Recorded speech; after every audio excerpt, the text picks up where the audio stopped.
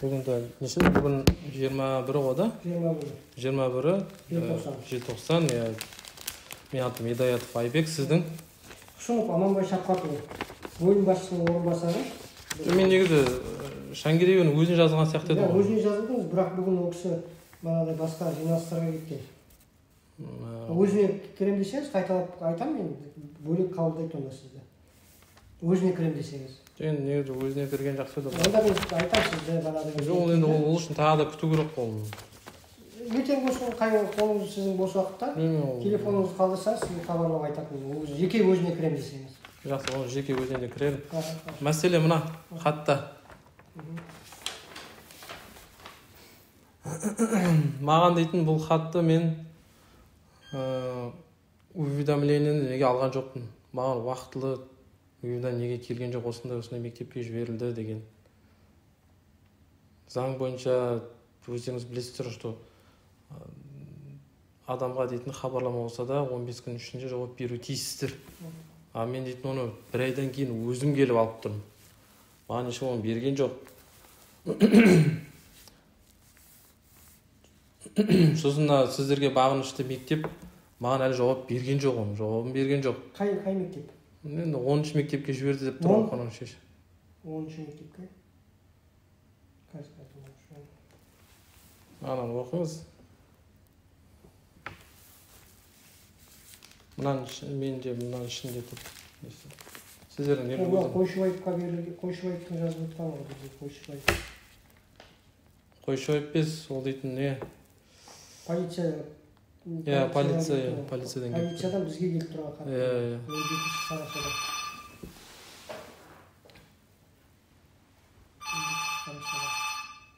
Енді сіздің мәселеңіз қандай болып тұр?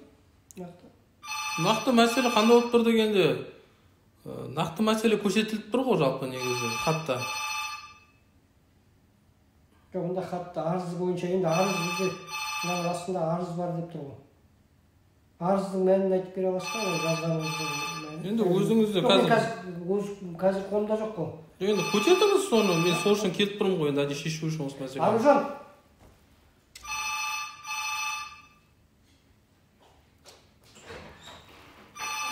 Кім шақыра қойшы?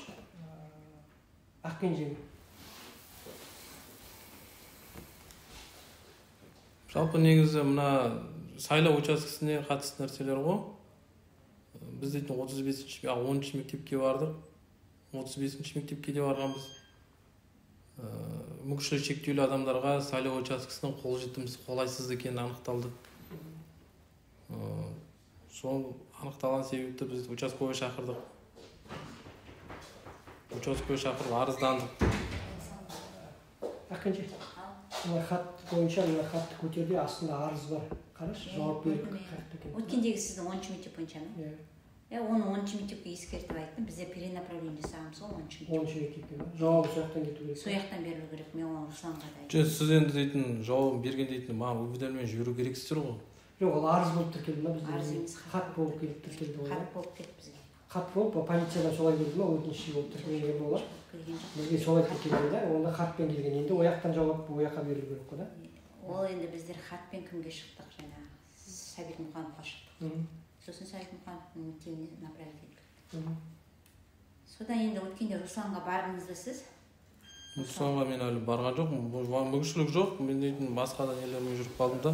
Руслан, енді күтесіз ба? Мен Руслан шақыртым деп қолда. Руслан шақыртқанда дейтін бір нәрсе өзгере ме шақыртқанда? Жоқ, енді ол неге жауап бермейді екен? Енді сөйлесіңіз, телефонмен де сөйлесуге мүмкіншілік бар ғой, қазір шүкір. Кім шақыра қойшы, шын бергеннен. Бізден кетті ғой хатта. Сосын арызын шығарып алып қоя қойшы, астында арызды. Аружан. Айттым шын берген. Оның нөмірі сізде бар енді, мен алдында жұмыс істедім. Хат нөмірі тез табу үшін. Неге осындай жауапсыздық? Мен соны түсінбей отырмын да. Жоқ, ол арызда көтерілген мәселелер бойынша кейбір мәселелер бағанадай қаржыға тірелетіндері бар, ол мүмкін оның ішінде. Жоқ, түсініп отырмын. Тактильді тақта орнату, ол бұрын тактильді тақта жоқ болатын болса, оған жаңа қаржы талап етіледі де, қаржын жаңа сұраныс береді, соған байланысты. Мысалы 10-ші мектепте қазір қандай мәселелер көтерілді, мен арызды енді алып қараймын. сол арызда ғана қандай мәселелер айтылған екен? жоқ енді мысалы қараңыз енді ол дейтін мен дейтін қаржы мәселесі итак анық қой, бірақ сайлауға қаржы бөлінбеді ма?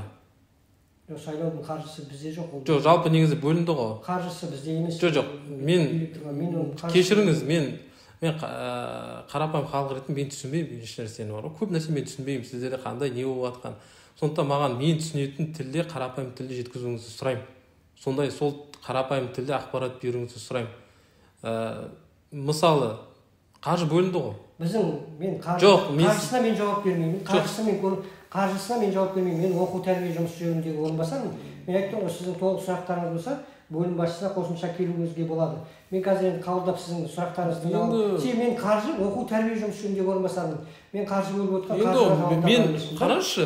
Екінші, мектептен сіздің қазір арызыңызды мен танысқан жоқпын. Мен қазір сіздің арызыңызды алдын ала көріп, сіздің арызыңыз маған келген жоқ. Мен қазір оны арызды көтеріп қараймын, не мәселе екенін көтеріп тұрған. Сосын барып онда жаңағы сайлау комиссиялары мектептерде орналастырған ғой. Мен бірақ сайлау комиссиясының несіне міне біздің қазір Ермек Шымберген да бухгалтерия сектор меңгерушісі келіп жатыр. Қазір азаматтарды қабылдап жүріп жатыр ғой. Мына жерде жаңағы Айбек Шәмшіұлы Идаят.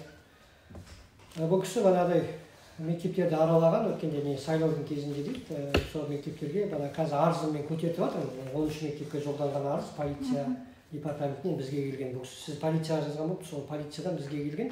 Бірақ 13 мектеп жауап берген жоқ дейді. Оны қазір анықтаймыз, неге жауап бермеген. Енді арызды қазір танысамыз. Оның ішінде жаңа айтып жатқан 35-ші мектепке, 10-ші мектепке қатысты мәселелер болды дейді.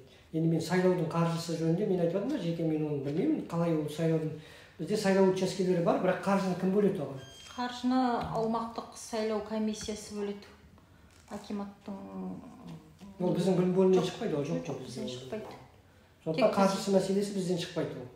Оны бана қаржыны сосын аржанда директорлар есебін бана сайлау комиссиялары бере ме, оның бөлінген қаржы қалай? Жоқ, мысалы кім сіз есіміңіз кімден? Аманбай дедіңіз ба? Аманбай Шапқазович. Кешіріңіз да, мен сізге тағы да айтайын. Мен қарапайым халық, маған мен түсінетін тілде түсіну, ақпарат беруіңізді сұраймын. Себебі қаржы, сіз айтасыз, бізге бермейді. Біз акимат маған қатысты емес, білім департаментіне барады. Акимат айтады, білім департаменті не үшін отыр ол? Мектептер сол басқарады, соған бар дейді. Сіз айтасыз, бізде қаржы жоқ, акиматқа бар. Сонда мен дейтін, сіздің добыңыз болып, акимат сізге тебеді. Менен сізге жоқ, тыңдаңыз, мен айтайын, сіздің сөзіңіздің түсінбей отырмын, вообще мен үшін түсініксіз болып отыр. Бірақ мынандай мәселеде мектеп сізге бағынады, сізге тиісті орган, мектептің үстінен қарайтын орган сіздер ме? Содан бастайықшы. Жоқ, мектеп сіздерге бағынады ма? Сіздерге қарайды, міне. Бізге қарайды, бірақ сайлау жөнінде қаражатын, сайлауға қатысты қаражат бөлмейміз біз. Жоқ, тыңдаңыз, енді мен білмеймін, кім қайдан бөледі, оны ертең шешеміз. Мысалы, қараңыз, мен мектепке бардым. Мүмкіншілігі шектеулі адам ретінде, белсенді азамат ретінде мектептегі сайлау учаскесіне дейін келетін кемшіліктер анықталды. Оның ішінде тактильді жолақтардың жоқтығы, есіктің алдында дыбыстық құрылғының жоқтығы. Біз самый элементарный мектептің өзіне кіре алмаймыз. Сайлау учаскесіне емес, мектептің өзіне кіре алмай кіруге біздің мүмкіншілік болған жоқ, қай мектепте де. Сосын манағы қызметшіні шақыру тетігінің жоқтығы. Ол дейтін сайлауға ешқандай қатысы жоқ, ол оның алдында болу керек негізі ол дейтін. Түсініп отырсыз? Сосын сайлау учаскесіне, сайлау учаскесінің ішінде дейтін Руслан мырза айтты, Айбек мен дейтін оқу болғасын мен құра алмай жатырмын, компьютер жақсы дедік. Компьютерді қарадық, компьютер дейтін мүмкіншілігі шектеулі адамдар айтады, көзі көрмейтін адамдар компьютер арналған осы компьютер дейді. Я жақсы, бірақ ішіне сөйлейтін программасы жоқ. Оған жақсы сіздер жауап бермейтін боларсыздар, бірақ манағы мектептің ішіндегі қызмет шақыру тетігінің жоқтығы, жұмыс кестесінің жоқтығы, тағы да басқасының жоқтығы, сіздер жауап бересіздер оны. Біз сізге айтайын, бізде қазір 63 мектеп бар. Жоқ, кім? Шапқатович. Мен несі кешіріңіз, да? Сіздің 63 мектеп, 110 мектеп, 3 негізімен оқиды, ол маған қызықтырмайды. Менің мәселем, банағы мәселе. Неге мен жазған полицияны жазған арыз сіздерге түскеннен кейін 15 күннің ішінде хабарлану алған жоқпын. именно сіздің отделдан, что сіздің хатыңызға сай 10-шы мектепке кетті деген жауап неге ала алмадым мен? Біз қараңыз, өтініш болып тіркелмеген, қазір бізде канцелярияның маманы сізге айтып тұр, өтініш болып тіркелмеген, оны тіркелмеген кім? Өтініш полициядан тіркеледі. Егер тіркелген жерінен өтініш болып тіркелсе, бізге өтініш болып түседі. Өтініш деген бізде программа бар, соған келіп түседі. Бізде сосын перенаправить ететін бар. Біздің манағы мектептен жауапкершілік сұранып отырса, біз мектепке жібереміз. Мектеп жауабын беру үшін мектепке жолданған, ол хат болып тіркелген бізде. Айтып отыр, хат болып тіркелгеннен кейін біз мектепке жолдадық. А мектептің қазіргі сұраймыз, неге сізге ол жауап бермеді?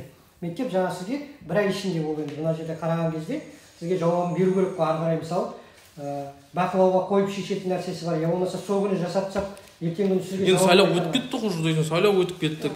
Алда сайлаулар, тағы парламент сайлауы, тағы басқа сайлаулар болады. Соны дейтін мүмкіншілігі шектеулі адамдар кіре алмайды деген сөз ғой. Жоқ, айтуыңыз дұрыс. Жаңағы мүмкіндігі шектеулі жандарға қолайлы жағдай туғызу, ол кәдімгі неде тұрған талап. Жоқ, енді сосын президенттің постановлениесі де бар. Енді, оны түсініп отырық. Бірақ мына 10-шы мектеп өзі күні бүгінге күрделі жөндеуді қажет етіп мектеп. 2014 жылдан бері күрделі жөндеу сұрап келе жатыр. Себебі оның орналасқан жерінің өзі сазды. Мектепті байқасаңыздар, мына кіріп бара жатыр жердің астына қарай негізі. Сондықтан олар қазір 2016 жылы жобалық сметалық құжаттама жасақтаған. Онысы экспертизден өте алмай қалып, енді қайтадан жобалық сметалық құжаттама жасақтап жатыр күрделі жөндеуге. Сол жұмыстарды кіргізген сметаға. Жоқ, кешіріңізші. Мен ол ақпарат маған керек емес ақпарат. Маған қазір ақпарат дейтін, негізі ол жұмыстар мен айтып, ол маған қажет етпейтін ақпараттар. Не істеймін ол ақпаратты? Қалай болады, ол өздерінің шаруаларыңыз. Орнату жұмыстарын. Жалпы негізі самый элементі, мен айттым, мен Руслан мырза дедім, қызметшіні шақыру тетігін қондыруға болады. Табличка ғой, какой-то бір табличка. Ол дейтін мектептің сазда тұрма, балшықтың үстіне тұрма, ағаштан жасалған, ол ешқандай қатысы жоқ қой. Мына естен кіріп келгенде тактильный плита төсеу, арнайы. Жоқ, жақсы, оны түсіндір, бірақ енді ол тактильный плитадан да басқа жұмыстар бар ғой ішінде жасалатын. Қолдан келетін жасауға болады. Жасау, бұл неге жасалмады? Кейбіреулері жаңа ремонт. Мысалы қараңыз, 42 мен қазір чисто сайлауға қатысты нәрсе айтып. 26 қыркүйекте президенттік постановление шықты. Каждый сайлау учаскесі мүмкіншілігі шектеулі адамдарға қолайлы болу тиіс деп. Оны көрдіңіз бе? Неге онда бой жасамадыңыздар? Ол тек қана ол дейтін 10-шы мектеп емес, 35-ші мектеп шүкір новый. 3-ші мектеп новый. Басқа да мектептер новый. Бірақ бәрінде сол нәрсе. Жалғыз дейтін мектеп, 10-ші мектеп просто біз дейтін 10-ші мектеп жауабын алмаған, сол айтып отыр. Бірақ 3-ке де бардық, басқасында мектептер бәрі сол. Мүмкіншілігі шектеулі адам сайлау учаскесіне кіріп, өз емін еркін дауыс беруге мүмкіншілік жасалмаған. Бір ғана тактикамен ешнәрсе шешілмейді деймін да ол.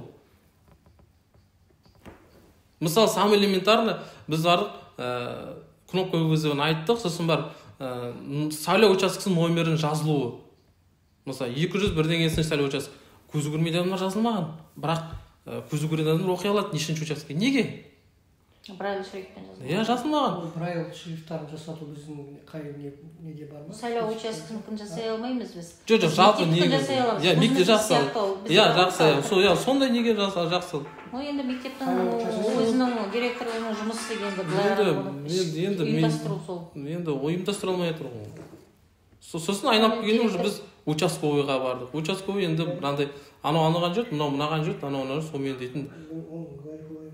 Әлі біз енді мектептің директоры сол үшін жаңағы сол жұмысты жасау үшін анаға тағайындалды. Енді ондай қолдан келетін жұмыстарды әрине ол өзі жасау керек. Жасалмай жатыр ғой. Ал енді жаңағыдай бір бұзып, бір жөндеуді қажет етіп істейтін заттарға ол жаңағы сметаға кіргізіп отыр. Оны мен айтты ол. Бірақ енді ол бөлек нәрселер дейтін, ол сізді жасалатын нәрселер көп қой, просто айттым. Көп қой, талап ететін заттар көп, жаңағы кіреберісінен бастап, пандусы бөлек, жаңағы. Сонымен енді мен бана Руслан мырза не болды? Біздер ондай хат жібергенбіз. Мұқанов атындағы директор Бердіғалиевке. Ол кісі дайындап жатыр. 17 мамырда, 17 қарашада.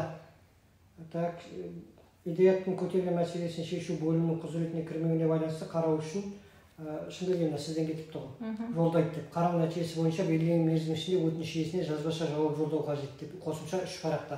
Арыздың жауабын сояққа жібереміз. Бірақ мынау немен тіркелмеген да, мынау хатпен шыққан жоқ. Иә, одомен келген. Өтініш емес, одомен келген. Одомен келген. Одода өтініш жинаған. Полиция бізде қайда тіркелген? Сотқа дейін тергеп тексеру басталған тергеу туралы дейді. 3 рет сояққа тіркелген астында. Мысалы біз қазір одо, ана мынау деп жатсыздар ғой, біз оны түсінбейміз. Бізде электронды құжат тіркейтін не бар, электронды. Жоқ, біз қараңызшы, мысалы, мен дейтін полицияға жаздым. Полиция маған дейтін бір күннің ішінде жауабын беру керек еді, уведомление. Ол берген жоқ, жақсы, ол бөлек мәселе. Ол сіздерге жіберді дейтін. Енді сіздер келтіңіз, сіздер десіз, біздер ешін тіркелген жоқ, бірақ біз дейтін мектепке жібердік дейсіздер. Жоқ, тыңдаңызшы. Құжатты тіркеудің 2 түрі бар. Біреуі өтінішке келіп түссе, біз арыз болады, ол арыз тіркеледі, бүкіл прокуратурада барлық жерде тіркелген, бара көрініп тұрады.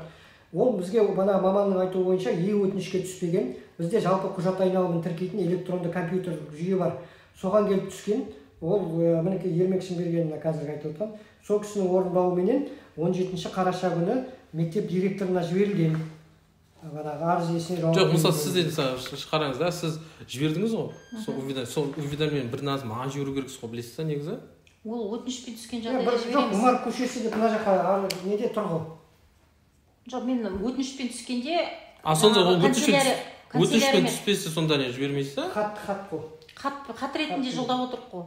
Жоқ, енді маған дейтін, маған сонда өтінішпен уведомление дейтін маған жіберуге тиіссіз ғой. Мен себебі дейтін хатымның негізі былай, уведомление маған полиция мектепке жіберді, уведомление беру керек. Мен білу керекпін. Менің хатым неге кетті? Білім департаментіне кетті.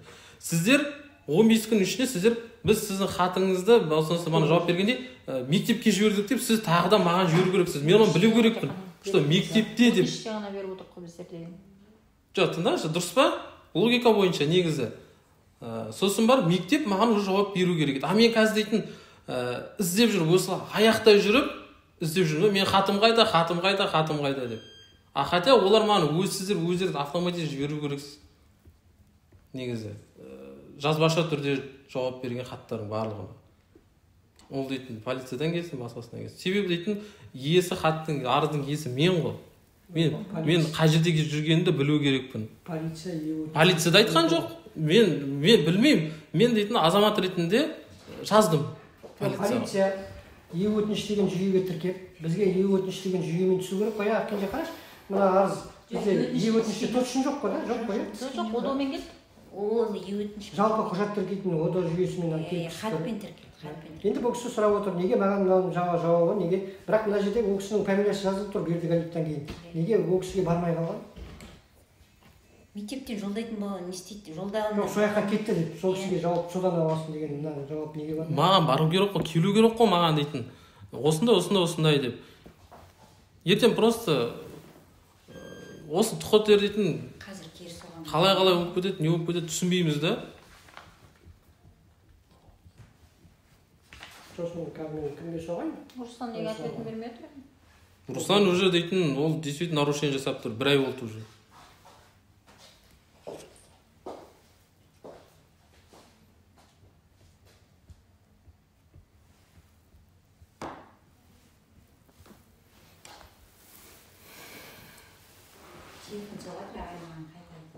Қазір келді сол сөйлесіп болады.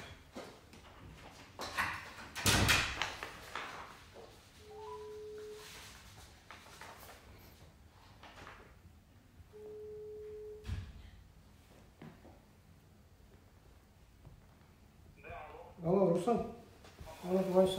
Сонда дейтін, сіздер дейтін сайлау учаскесін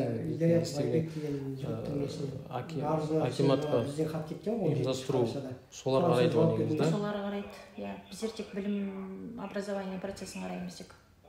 Сайлаудан келсін аумақтық сайлау комиссиясы бар. Соның комиссияның мүшелері бар өздерінің. Әрбір участковый комиссияның ақша соларға шығады, жаңағы учаскелік комиссияның атауын.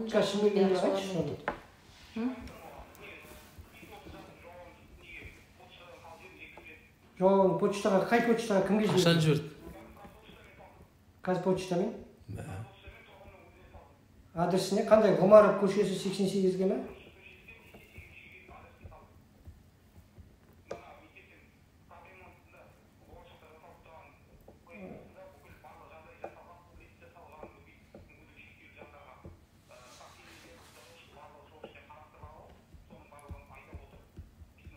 Сенде капремонт қашан?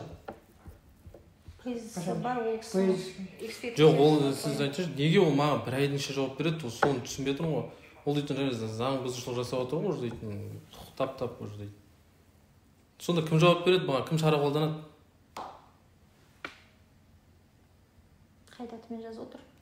Бүгінгі жазып отыр, бүгінгі мен. Қашан жібердің дейсің? Бүгін таңертең салып жүрген. Көріп тұрсың? 21 ма? 21, а мен дейтін 16-сы жазды, 17-сі жақсы, сіздер 17-сі кетті деші. Бір айдың үстіне астан уақыт өтіп.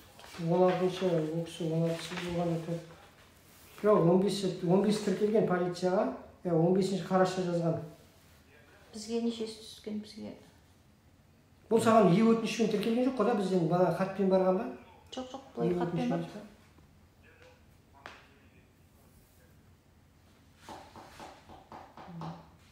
Сонда енді бұл кісіге кім шара қолданады? бір айдан асып кетті ғой. Жоқ, енді Руслан, саған маған келіп, не мәселе, хат неге кешіп кетті, неге банада ұзақ уақыт алды деген мәселеге сөйлесу керек. Маған келу керек. Қазір. Қазір қабылдау бар, сол қабылдаудан кейін. Маған жеке өзіме. Контейнермен немен. Бәрін қараймыз соның ненің барлығын. Письмо саған қашан келді, қашан тіркелді барлығын.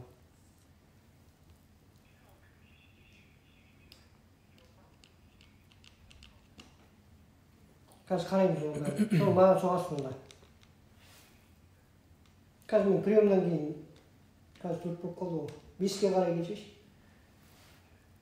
Басқа адамдар бар ғой. Хорошо. Енді бұл кісі енді... Бұны бұлай істейміз ғой, Айбек. Енді бізде қазір жалпы мектеп болғасын өзің білесің, бізде мәселелер бар тұрған. Біз енді мынаны шешуді, мына сенің айтқан мәселелеріңді барынша қолға алып, біз капремонтты күтіп отырмай Шымбергенді өзіміздің қолдан келетін Айбектің көрсеткен жерлері бойынша 35-ті айтты мен естігенім сол жерлерде. Енді қол бізде айтып отыр ғой, бухгалтер отыр ғой, қаражат нету үшін мектептен маған бізден сұраныс түсу керек. Мынандай неге қаражат керек деген сияқты.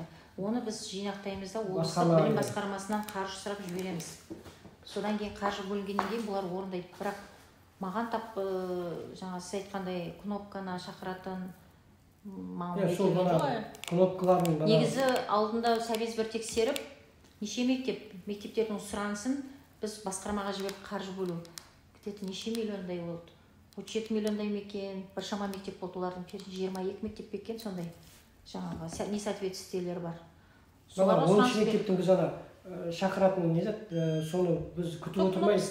Кнопкасын сондай, бұна қаржының біз қолымыздан келетіндерін жасап берейік. Өзінің қаражатын есебінде қарауға айтсын директорлар, қазір директорларға жиналыс болғанда кезде де айтайық. Қолдан келетін жасау керек қой. Қолдан келетін жұмыстарында крупный, үлкен қаражат емес, андай жасай алатындарын, қаржыдан қалғандарын шақыратын кнопкасы болсын, сондайларын жасап қойсын, Айбекпен бірге жүріп. Сосын енді көбіне біз қазір былай істейік, ертең жиналыс жасағанда Айбек өзің қатыс, көбіне олар нетуі мүмкін. Қазіргі талаптар бар ғой. Мысалы, сіздерге қажетті талаптар қандай болу керек, жеңілдері, мысалы, ең бірінші сіздер не сұрайсыз, нені қондырып бер деп айтасыз мектептерге кірген кезде. Бұл кісіге доступ болу керек қой. Доступқа сіз. Біріз қараңыз, біз 3-ші мектепке барғанда, мен 3-ші мектептің воротасынан бастап, есігіне дейін, мектебіне дейін бара алмадым. Мысалы, 35-ші мектепте тура солай, мысалы, 30-ші мектеп воротасынан мектептің өзіне дейін бара алмадым. Сосын барып ішіне директор дейтін кім, білмеймін, бір кісі айқай шығарып, сен менің оқуыма кедергі, хотя ол кісінің алдына өтіп, давай сайлау учаскесіне тексерейік деп не істегеннен кейін барып, соның өзінде де осындай жағдайларға тап болдық. Просто директорлердің мен ойлаймын да, директорлердің өздерін жалпы мүмкіншілігі шектеулі адамдармен қалай жұмыс жасау керек, үйрету керек та, ең бірінші. Біз былай істейік. Себебі дейтін, инклюзивный обучение бәрі болып жатыр ғой, мысалы. Күннен күн мүмкіншілігі шектеулі адамдар көбейіп жатыр. Ал директорлер солардың жағдайын түсінбесе, басқа оқушылардың түсіну екіталай да. Дұрыс, ол өте орынды. Былай істейік. Бір жиналыс жасайық. Жалпы бетпе-бет кездесіп директорлармен. Біз түсіндіріп, сіз сөйлеп айтасыз. Біз мына ең жеңіл мысалы біз енді крупный үлкен қаражат сұрайтындардың бағанадай мектептің ана кейбір пандустары дұрыс еместері бар, оны қопарып тастап қаражат талап етеді, ондайларды біз мысалы сол бойда жасап береміз деп айта алмаймыз да. Енді бірақ бағанадай мынандай керекті сіз кіре алатындай мүмкіндіктер, сіз мынаны жасап қой, мынаны жасап қой, мынандай талабы бар деп соны отырып қарайық. Оны департамент трудамен де сөйлесуге де болады. Просто сіздер егер де осы мәселе жұмыс жасалатын болса, департамент труда мына тексеруші орган солар ғой. Солармен тығыз байланыс жұмыс жасасаңыздар, ешқандай заңға қарамайшылық болмайды деп ойлаймын да. Себебі дейтін ол кісілер барлығын өздері контрольда ұстайды. Айбек, негізі былай ғой, любой социальный объект тапсырған кезде құрылыстың снипінде бұл бар. Құрылыстың снипінде болғандықтан құрылыс кезінде акт приемкада соны талап ету керек қой. Біз готовый мектепке келгенде бізге готовый тұру керек барлығы. Негізі солай болу керек. Ал бізге олай емес, бізге қалай жаңа өзіңіз айтқандай сондай немен келеді. Ал ол былай қарағанда педагог ол нелердің кейбірін біле алмай жатады, көбіне образец жағын біледі де, сол бағытқа кетіп жатады. Негізі түбінен новый строительство салғаннан бастап, мысалы алатын болсақ, қазір новый мектеп салынып жатыр. Соны Берекеде мектепті алайық. Мына Балаусада новый мектеп достық жоқ. Ал кім оған кінәлі? Директор кінәлі. Себебі дейтін біз алдын жылда обход жасаған 40-шы мектеп нелерін жасадық қой. Сол кезде айтады, Айбек дейді, мен білмеймін дейді. Мен келдім, директор ол 2019 тапсырды, осы мектеп маған берді. Мен ешнәрсе білмеймін дейді. Сенден қазір естіп отырмын дейді. Мен оларды да түсінемін, бірақ мен айтамын да енді кешіріңіз, сіз жаңадан келген екен деп біз енді өзіміз таптап қоймаймыз ғой деймін да. Сіздер бізді де түсініңіздер деймін да. Сондықтан негізі бұл мәселе бірінші құрылыстан бастап нету керек. Негізі солай. Бірақ енді строительство ол енді білмеймін олар неге өйтіп отқандарын. Оны өздеріңіз мысалы осындай ертең келесі мектеп қабылдаған кезде біз қабылдамай нетпейтін болдық қой. Жалпы негізінен мектепті аласыздар ғой, өздеріңіз жауапкершіліктеріңізді алғанда дейтін, директор тағайындағанда не істегенде сіздерден өтеді ғой енді босқа да. Сол кезде уже директорге тағайындамастан бұрын мүмкін тексеру керек па, осындай жағдай болмау үшін, осындай жағдай болды біз дейтін, оны алдын алуымыз керек деген сияқты. Сондай бір нәрселер болу керек деп ойлаймын. Облыс әкімімен шешіңіздер, облыс білім департаментімен ақылдасыңыздар, мысалы қалай істеуге осындай новый мектеп салынып жатыр, бірақ сәйкес келмейді, соңында біз зардап шегіп отырмыз. Қайтадан ақша шығару керек. Ол екі шығын да былай қарап тұрсаңыз.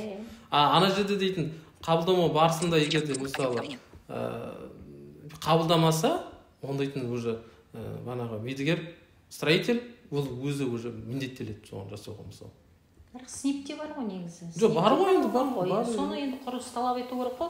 Біздер әбден қабылданып қойған объектіні қабылдаймыз ғой. Сол ғой енді. Білмеймін енді оны дейтін. Біз енді айтып отқан мәселені көтерейік, кімнің айтып отқанын Айбектен. Жазайық біз, ол басқармаға жазайық. Сол айтамыз, соны шешіңіздер. Егер де біздің тараптан бір көмек керек болатын болса, біз әрдайым да ашықпыз. Мен айтамын, пожалуйста, шақырыңыздар. Біз бір жер көрейік, коляскілерді шақырайық, көрмейтіндер келсін, естімейтіндер келсін, көрсін, білсін. Осындай жұмыстар жүріп жатыр. Чтоб ертең қабылдап қалған жағдайдың өзінде де сондай болады. Міне сендер өздерің келдіңдер, өздерің сразу жауап тастайсыздар. Хорошо, біз сіздің неңізді қаперге алып, сіздің менде данныйларыңыз бар, сотовый телефонын шын білгеніңіз жазып алып. Да. 178